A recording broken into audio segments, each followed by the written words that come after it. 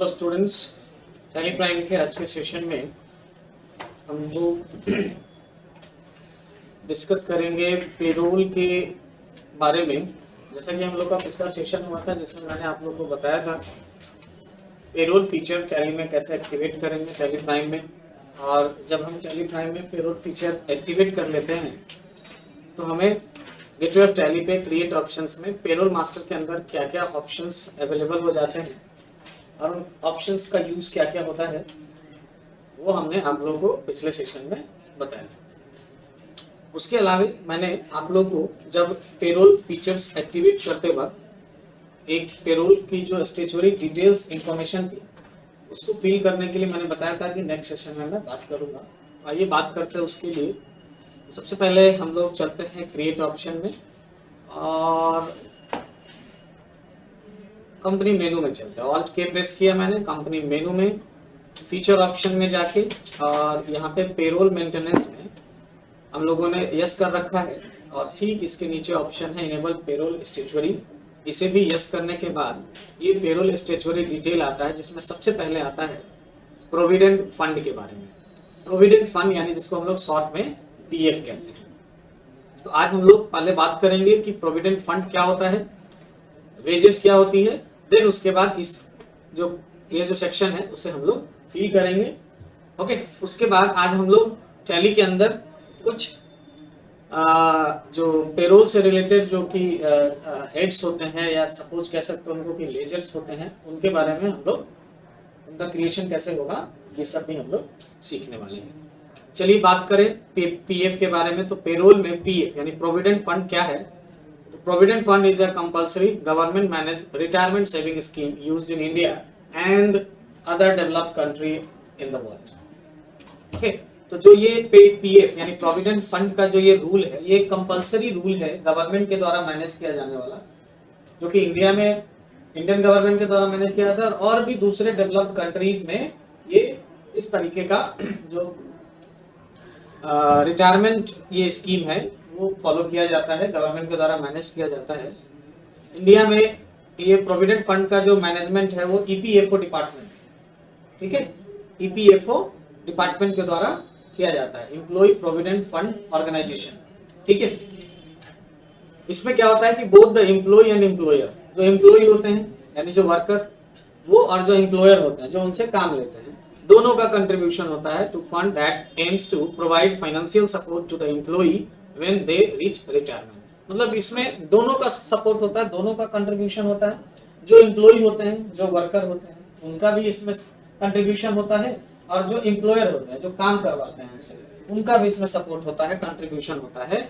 इस बात को ध्यान में रखते हुए इसको बनाया गया है ताकि जब कोई एम्प्लॉय रिटायरमेंट के समय रिटायरमेंट के टाइम तक पहुंच जाए, एज होता है रिटायरमेंट का जनरली इंडिया में 60 इयर्स का, उस टाइम के बाद जनरली कोई भी लोग काम करना पसंद नहीं करते या वो काम करने के लायक भी नहीं रहते, तो उनको रिटायरमेंट के टाइम उनकी लाइफ कैसे वो सरवाइव करेंगे उसके लिए ये फाइनेंशियल सपोर्ट्स देने के लिए ये स्कीम बनाई गई है। Provident fund is managed by the government with set minimum और मैक्सिमम कंट्रीब्यूशन लेवल। इसमें जो गवर्नमेंट के द्वारा सेट किया गया है ये मिनिमम और मैक्सिमम लेवल कंट्रीब्यूशन है, मतलब आपके हिसाब से आप कम भी कर सकते हैं और ज्यादा भी, इसमें जो एम्प्लॉय होते हैं उनके हिसाब से कम ज्यादा भी किया जा सकता है।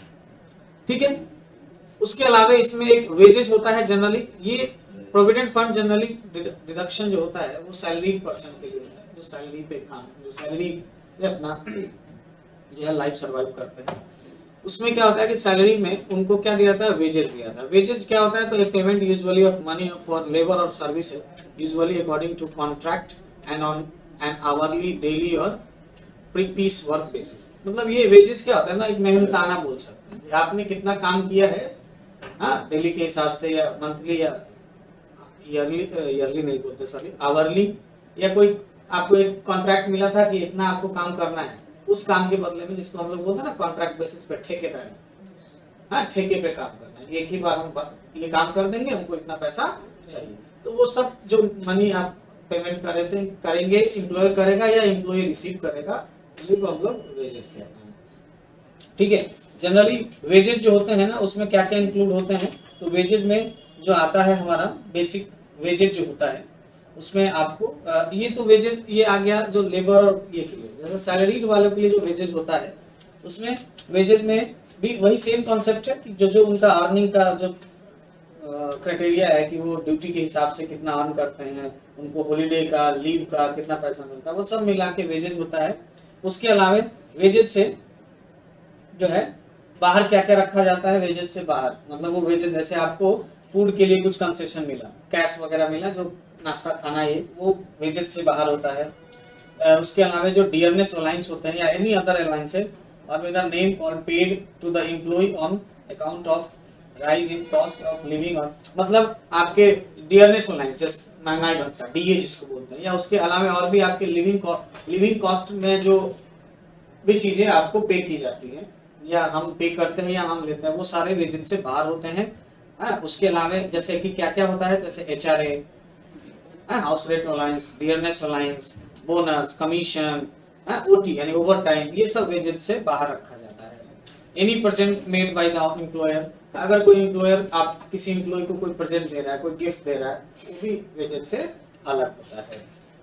ठीक है, अब बात करें कि जो ये कोई भी एम्प्लॉयर अपने एम्प्लॉय का अगर प्रोविडेंट फंड ईपीएफओ डिपार्टमेंट को देता है, जैसे क्या होता है ना जनरली होता क्या है कि जब भी कोई एम्प्लॉयर अपने एम्प्लॉय को हायर करता है और उसका अगर वो पीएफ का वो लेता है, कंट्रीब्यूशन लेता है, जिसको हम लोग पीएफ डिडक्शन कहते हैं, यानी एम्प्लॉय को का वो एम्प्लॉयर जो होता है ना वो पीएफ डिडक्ट कर लेता है और अपने तरफ से एम्प्लॉयर उसमें कंट्रीब्यूट कर देता है और उसको ईपीएफओ डिपार्टमेंट को सबमिट कर देता है ताकि उसका वो सेविंग आगे बढ़ता जाए।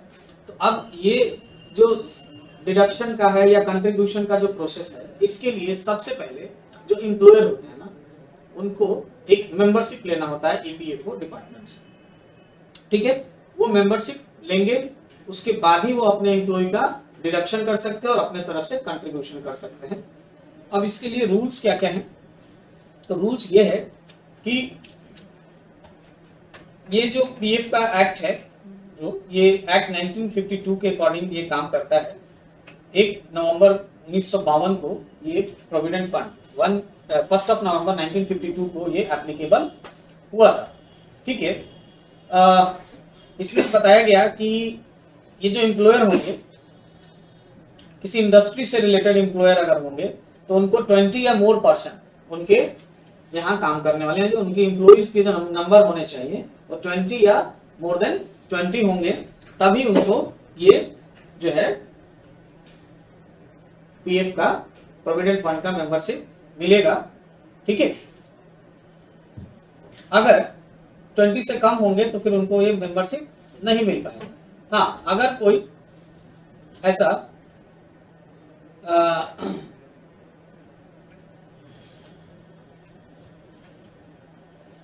जनरली ऐसा हुआ कि 20 था और मेंबरशिप मिल गया, उसके बाद अगर कम ज्यादा हो रहा है एम्प्लॉय तो उससे कोई प्रॉब्लम नहीं बनता, एक बार अगर उनको मिल गया तो हो चुका है। अब मेंबरशिप मिलने के बाद आपका जो पीएफ का जो कैलकुलेशन होता है, ठीक है, वो जनरली पीएफ कैलकुलेशन में क्या होता है मैं आप लोगों को बता दूं।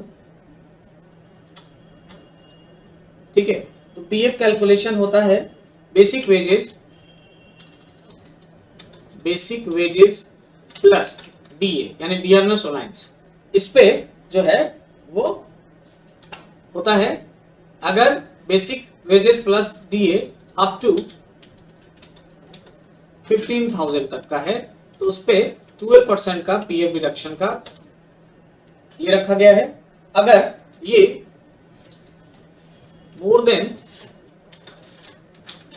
15,000 होता है तो इसे 1800 यानी 1,800 रुपीज जो है वो फिक्स रखा गया है। ठीक है, पीएफ के डिडक्शन में।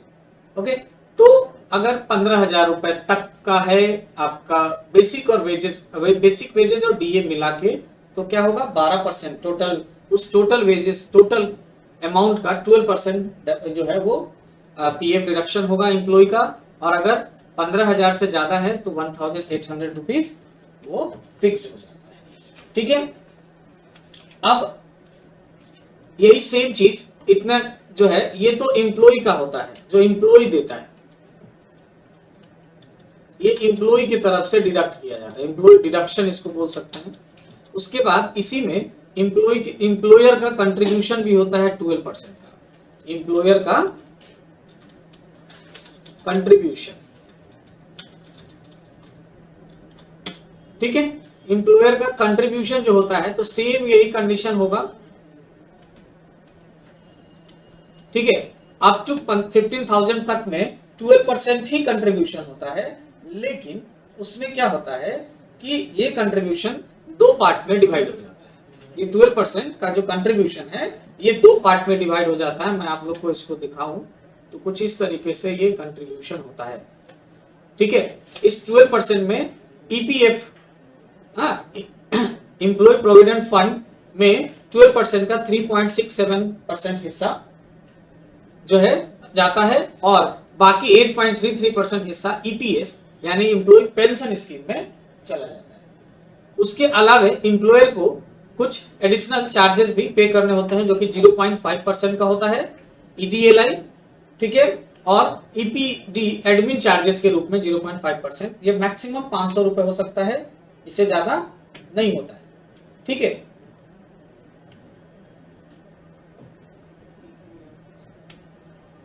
ओके, तो ये एम्प्लॉयर के तरफ से यही 12% का कंट्रीब्यूशन कुछ इस तरीके से जाता है।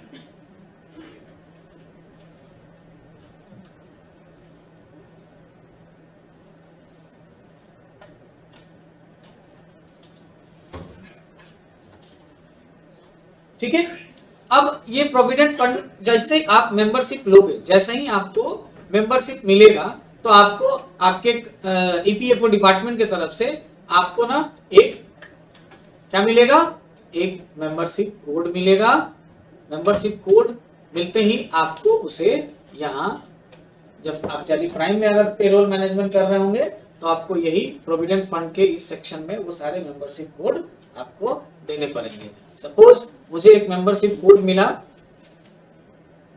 BR/4587/2021, ऐसा मुझे एक कोड मिल गया, ठीक है। उसके बाद अकाउंट ग्रुप कोड नहीं है क्योंकि ग्रुप कंपनी मेरे पास नहीं है। सपोज कंपनी सिक्योरिटी कोड, अब ये एक डमी में मान लेते ग्रुप कोड मेरे पास है 4587 और सिक्योरिटी कोड में मैंने ले लिया ये नंबर। ये सारे कुछ ये जो नंबर्स होंगे ये प्रोविडेंट फंड डिपार्टमेंट यानी ईपीएफओ डिपार्टमेंट के द्वारा आपको प्रोवाइड किए जाएंगे, ठीक है। ये फिल करने के बाद आगे क्या है हमारा एम्प्लॉय स्टेट इंश्योरेंस यानी कि ईएसआई, ठीक है।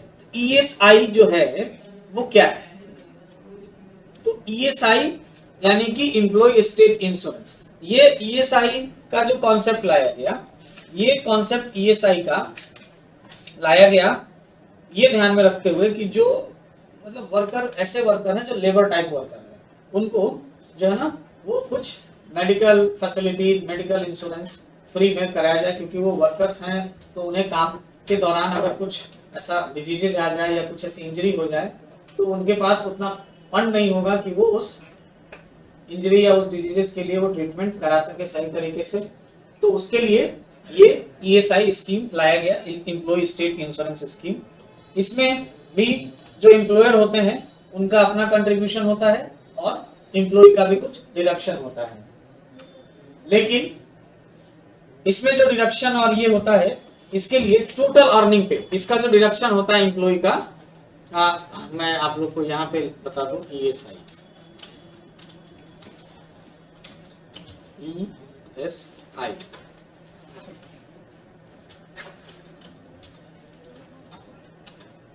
एम्प्लॉय स्टेट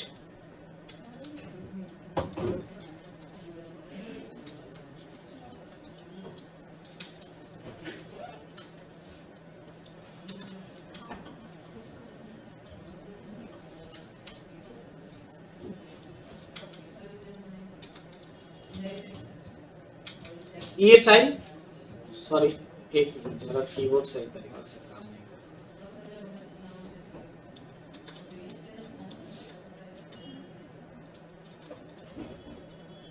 ठीक है। इसको ऑपरेट करती है भारत सरकार की, इंडियन गवर्नमेंट की ईएसआईसी डिपार्टमेंट, हाँ, employ state insurance ESIC department है, employ state insurance corporation of India. जो इसे हैंडल करती है, इसमें जो है ये जो एक्ट है 1948 ये पीएफ से पहले ही लाया गया था।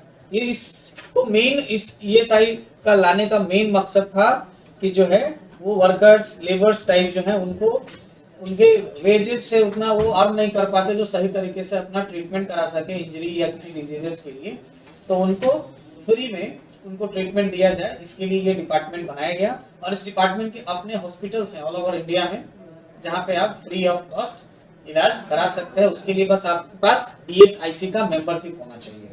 अब ये ईएसआईसी भी जो है इसके लिए जो एम्प्लॉयर होंगे वो एप्लीकेबल कैसे होंगे, तो अगर कोई फैक्ट्री है जो बिना पावर का चलता है उसके लिए 20 या उससे अधिक एम्प्लॉय होंगे जिस एम्प्लॉयर के पास, उसको ईएसआईसी डिपार्टमेंट की तरफ से इसका मेंबरशिप मिलेगा, वो ये कर सकता है। अगर नॉन सीजनल कोई फैक्ट्री चलता है उसमें 10 एम्प्लॉय भी होंगे तो उनको ईएसआई का ये काम करना पड़ेगा।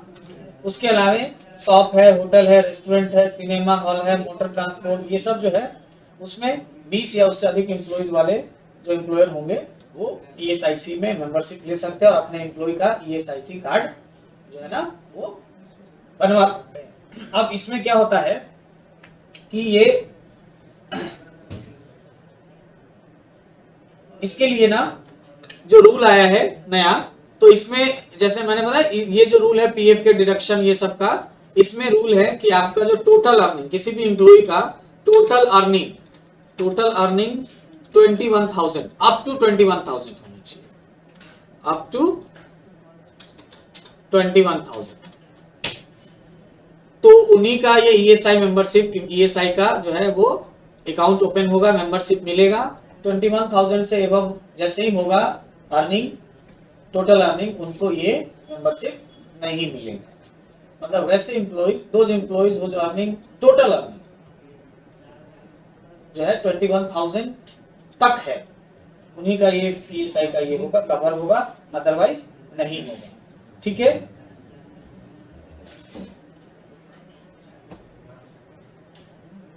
अब इसमें क्या क्या होता है, तो इसमें जो टोटल कंट्रीब्यूशन होता है, टोटल जो ईएसआई अकाउंट में पैसा जाता है वो 4% का, ठीक है, 4% का टोटल होता है, टोटल 4%, जिसमें से एम्प्लॉय का जो है 0.75% का डिडक्शन होता है और एम्प्लॉयर जो होते हैं इसमें 3.25% का अपना कंट्रीब्यूशन देते हैं, और ये टोटल मिला के 4% का जो है ईएसआई में का जो है अमाउंट जाता है ईएसआई को किसी भी एम्प्लॉय के लिए। ठीक है, इसके लिए भी एक मेंबरशिप, एक नंबर मिलता है। इसमें आपको क्या क्या बेनिफिट मिलता है ईएसआई के द्वारा, तो पूरा मेडिकल बेनिफिट, मेडिकल ट्रीटमेंट मिलता है ना, जैसे full medical facilities with hospital treatment to the insured person and his family member. इसमें क्या है कि वो जिसके नाम का ईएसआई है वो, और अगर वो मैरिड है तो उसके फैमिली को, जैसे उसके वाइफ, स्पाउस और उसके बच्चे को, अगर वो अनमैरिड है तो उसके माँ बाप को, मम्मी पापा को भी इसका बेनिफिट मिलता है। ठीक है, हॉस्पिटल का पूरा मेडिकल का ये हो जाता है। उसके अलावा सिकनेस बेनिफिट्स में जो है क्या क्या मिलता है, तो सिकनेस बेनिफिट, जैसे आप बीमार पड़ गए, किसी कारण से ऐसे बीमार पड़ गए जिसकी वजह से आप अपने ड्यूटी के लिए नहीं जा सकते हैं, तो उस कंडीशन में कैश कंपनसेशन भी मिलता है, यानी कैश पैसा मुआवजा मिलता है। At the rate of 70% of wages is payable to insured worker during the period of certificate sickness. मतलब जो सर्टिफिकेट सिकनेस है कि हाँ डॉक्टर ने कहा है कि भाई ईएसआई डिपार्टमेंट ने ये भाई काम अभी नहीं कर सकते, इनको मेडिकल रेस्ट की जरूरत है, तो उस कंडीशन में उनका जो भी टोटल वेजेज होगा ना उसका 70% हर महीने का वो कंपनसेशन के रूप में उस कंपनी को देना पड़ेगा, इस एम्प्लॉयर को देना पड़ेगा जिसके यहाँ वो एम्प्लॉय काम कर रहा है। लेकिन इसके लिए भी कर है, इसमें मैक्सिमम मतलब पूरे साल में 91 डेज का ही ये होता है कि अगर आप 91 डेज 3 महीने तक के लिए अगर आप बीमार ये समय, तो उतना ही दिन का वो पैसा मिलेगा आपको। उससे ज्यादा अगर होते हैं तो फिर उसमें उसका टर्म कंडीशन चेंज हो जाता है।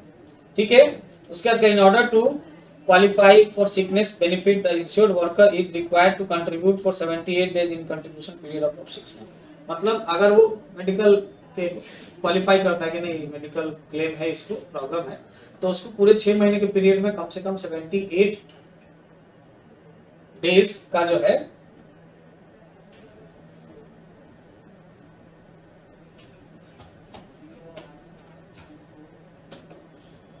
सिक्स मंथ का, जो टोटल 6 मंथ में 78 डेज का कंट्रीब्यूशन पीरियड उनका, मतलब पूरे 6 महीने के दौरान 78 डेज उनका ड्यूटी होना चाहिए, ठीक है, तब उसको वो उसका कंपनसेशन मिलेगा। तो मतलब दोनों बेनिफिट है, काम अगर नहीं कर पा रहे हैं किसी कारण से तो उसके लिए आपको सैलरी का हिस्सा भी मिलेगा,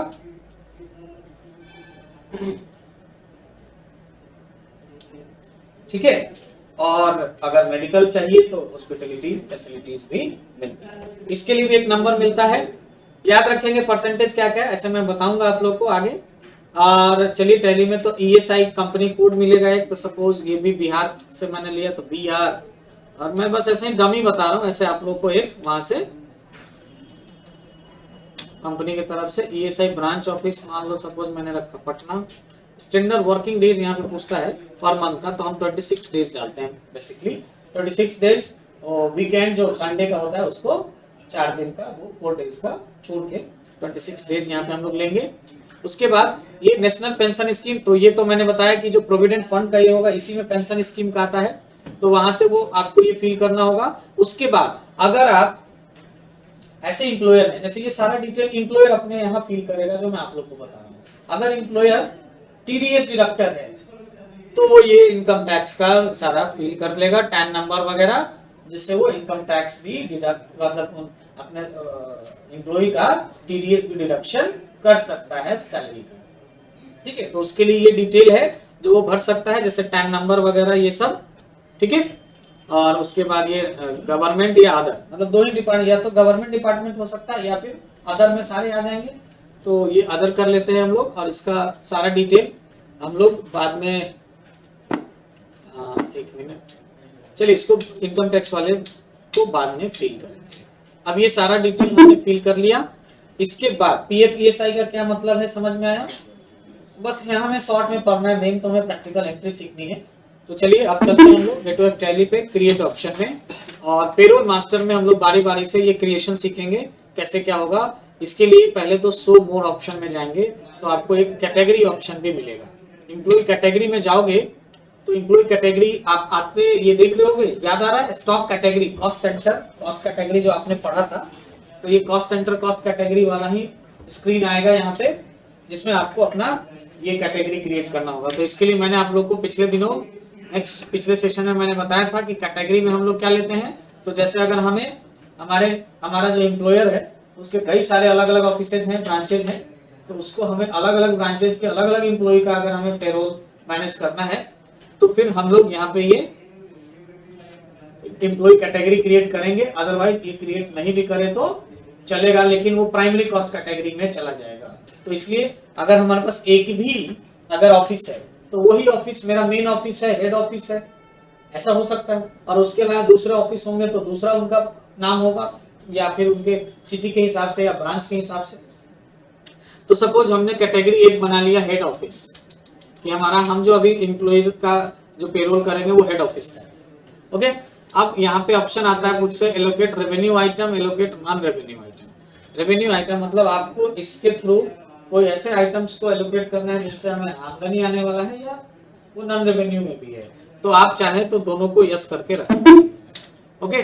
अब हेड ऑफिस के अलावा और भी दूसरे ऑफिस का आपको जो है पेरोल मैनेजमेंट करना है एम्प्लॉइज का, तो आप यहाँ पे बनाए, जैसे branch office Delhi, branch office Kolkata, branch office Patna में ही दूसरा ऑफिस है तो branch office boarding road, branch office Kankarbagh, ऐसे करके हम अलग अलग सारे यहाँ पे क्रिएट कर सकते हैं। आफ्टर क्रिएशन का एम्प्लॉय कैटेगरी हम लोग चलेंगे कहाँ, एम्प्लॉय ग्रुप क्रिएशन में। तो एम्प्लॉय ग्रुप क्रिएशन में मैंने आप लोग को बताया था कि हम लोग ग्रुप में क्या करते हैं, तो एम्प्लॉय किस डिपार्टमेंट से रिलेटेड है, तो डिपार्टमेंट को कैटेगराइज करने के लिए हम लोग ये एम्प्लॉय ग्रुप क्रिएट करते हैं, ठीक है। तो हम 2-4 डिपार्टमेंट यहाँ अपने मर्जी से बना दें, जैसे सेल्स है, सॉरी, सबसे पहले हमें यहाँ पे कैटेगरी लेना है।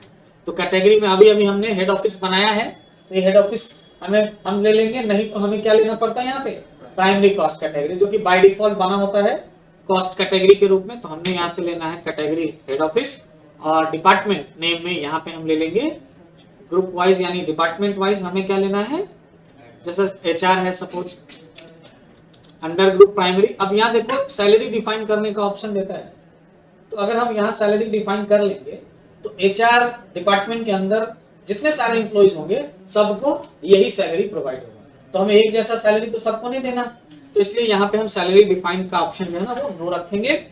उसके बाद नेक्स्ट हम लोग सेल्स एंड मार्केटिंग का एक डिपार्टमेंट बना लेते हैं अंडर प्राइमरी। उसके बाद एक एडमिन, एक अकाउंट,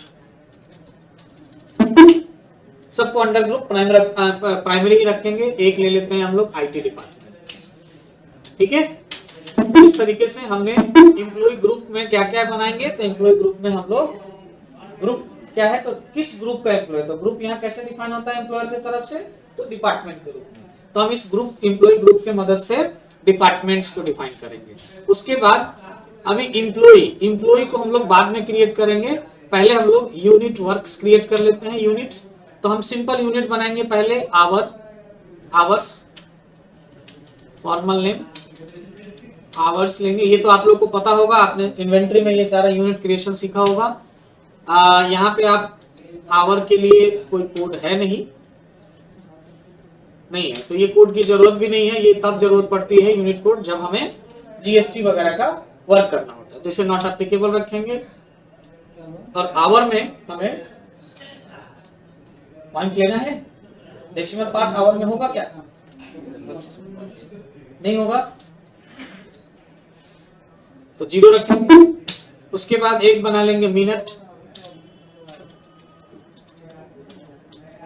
इसमें डेसिमल पार्ट रख सकते हैं, नहीं भी रख सकते हो, क्या हो रहा है, आवर तो मिनट्स 1 2 3 4 5 होता है, लेकिन अगर आपको कंपाउंड बनाना है जैसे 1 आवर 20 मिनट्स, हाँ 1 आवर 30 मिनट्स, तो उस कंडीशन में अगर आप डेसिमल पार्ट नहीं देते हो तो फिर वो डेसिमल का पार्ट पोर्शन आएगा ही। आप अगर 2 आवर 30 मिनट्स दोगे तो वो जनरली 3 आवर्स ले लेगा या 2 आवर्स ही रहने देगा, तो इसके लिए हम लोग उसमें डेसिमल पार्ट ले लेंगे। तो चलिए वो बाद में करेंगे या कर ही लेते हैं। चलो गेटवे टैली से वापस अल्टर में जाके और यहाँ से यूनिट वर्क्स आवर्स, इसमें भी डेसिमल पार्ट 2 ले लो और मिनट्स में भी डेसिमल पार्ट 2 ले लो।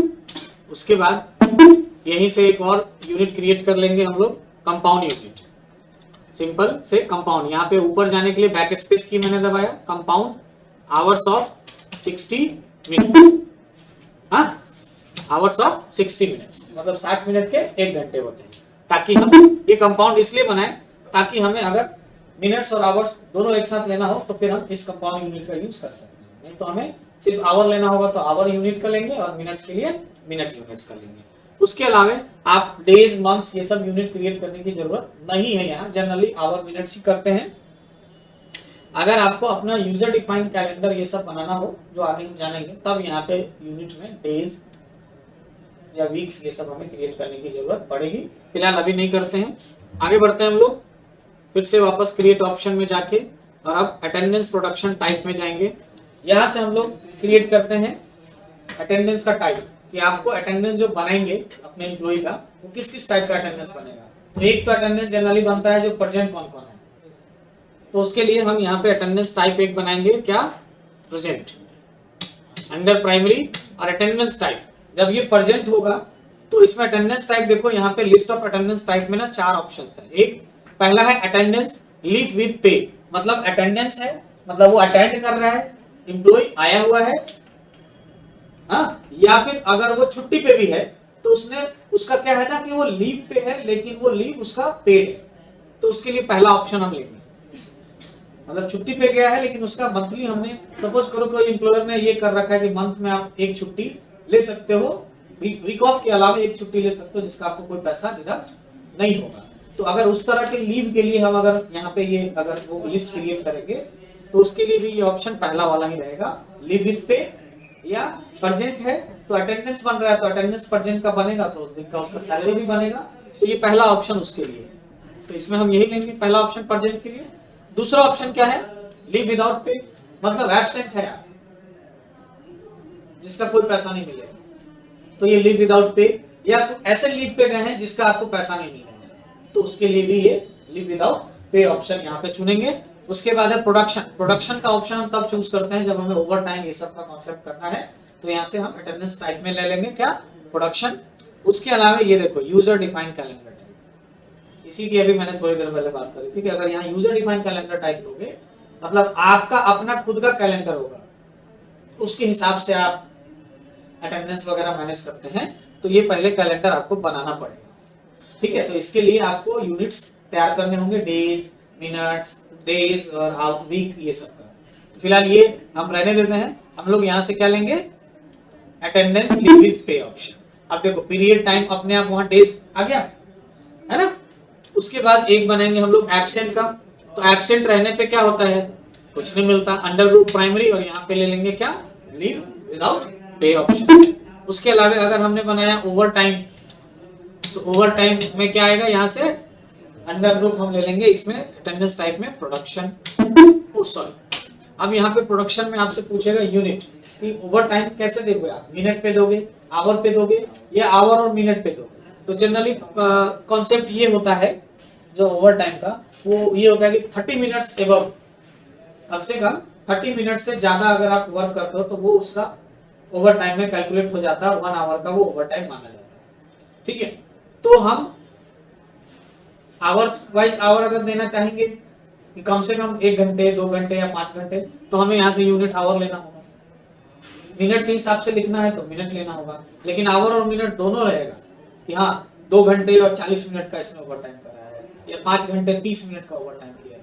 तो उसके लिए हम लोग यहाँ पे इसका क्या ले लेंगे, ये कंपाउंड यूनिट जो अभी मैंने बनाया था, आवर्स ऑफ 60 मिनट्स, जिसमें क्या होगा, आवर भी आ जाएगा और मिनट भी आ जाएगा। तो यहाँ से ये हम लोग यूनिट सेलेक्ट कर लेंगे।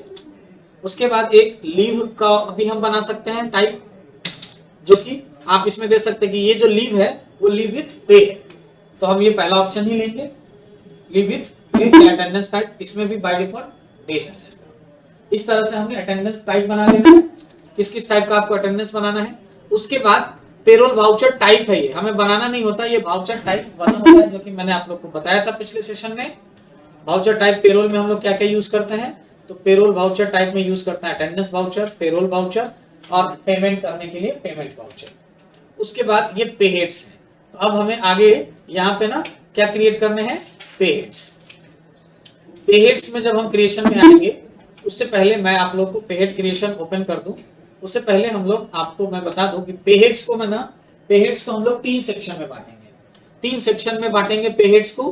कौन कौन सा 3 सेक्शन होगा, तो एक अर्निंग हेड होगा, एक अर्निंग होगा, ये एम्प्लॉय के नाम का होगा, एम्प्लॉय के लिए। ठीक है, एम्प्लॉय के लिए ये बनेगा क्या क्या, तो एक बनेगा अर्निंग हेड, और एक बनेगा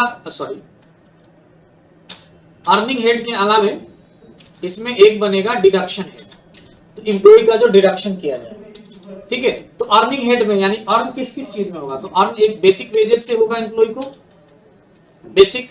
उसके अलावा अगर उसको डीए मिलता है तो डीएमएस अलाउंस, अगर उसको हाउस रेंट अलाउंस मिलता है तो एचआरए, उसको अगर ओवर टाइम मिल रहा है तो वो भी उसका अर्निंग है। मतलब एम्प्लॉय को क्या क्या अर्न कर सकता है, वो किस किस तरीके से उसको वेजेस और उसके अलावा कुछ जो मनी है वो रिसीव कर सकता है एम्प्लॉय, तो ये सब अर्निंग हेड में आ जाएगा। हाँ, basic, DA, HRA, over time. उसके अलावा अगर उसको इंसेंटिव मिल रहा है,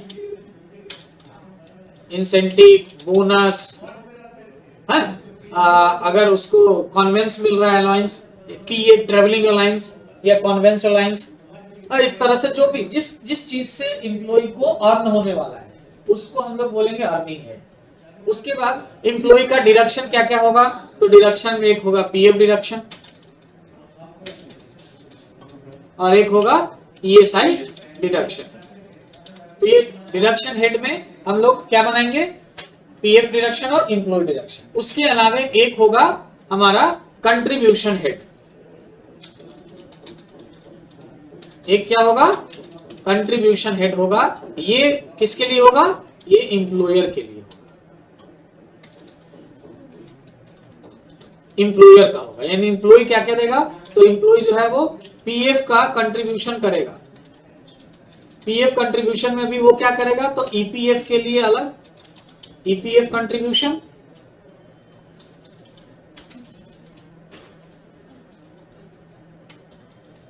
फिर ईपीएस कंट्रीब्यूशन और ईएसआई कंट्रीब्यूशन।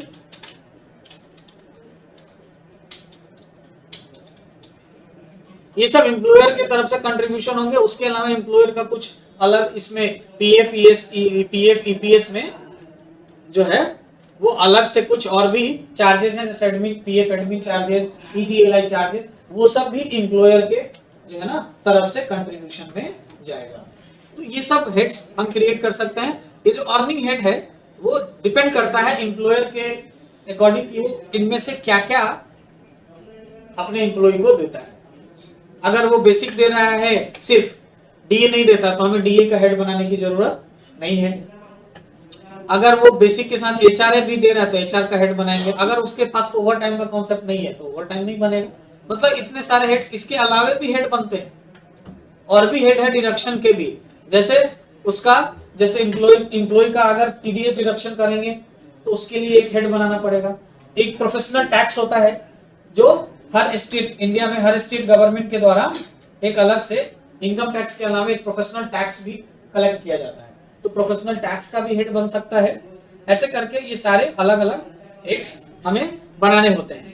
तो आज के सेशन में मैं बस यहीं पे एंड कर रहा हूँ। ये सारे हेड्स कैसे बनेंगे, हाँ, इनको बनाने के लिए आपको कौन कौन सी बातों का ध्यान रखना जरूरी है, ये सब हम लोग नेक्स्ट सेशन में सीखेंगे। ठीक है, अभी तक हमने जो सीखा क्रिएट करना, वो सब का आप लोग प्रैक्टिस कीजिए। फिर उसके बाद नेक्स्ट सेशन में हम लोग ये हेड बनाना सीखेंगे और एम्प्लॉय का अलग अलग नाम से क्रिएशन सीखेंगे उनके डिपार्टमेंट वाइज, और देन सैलरी डिफाइन करना सीखेंगे, और उसके बाद हम लोग पेरोल वाउचर्स की एंट्री सीखेंगे। ओके, देन मिलते हैं नेक्स्ट सेशन में। Thank you.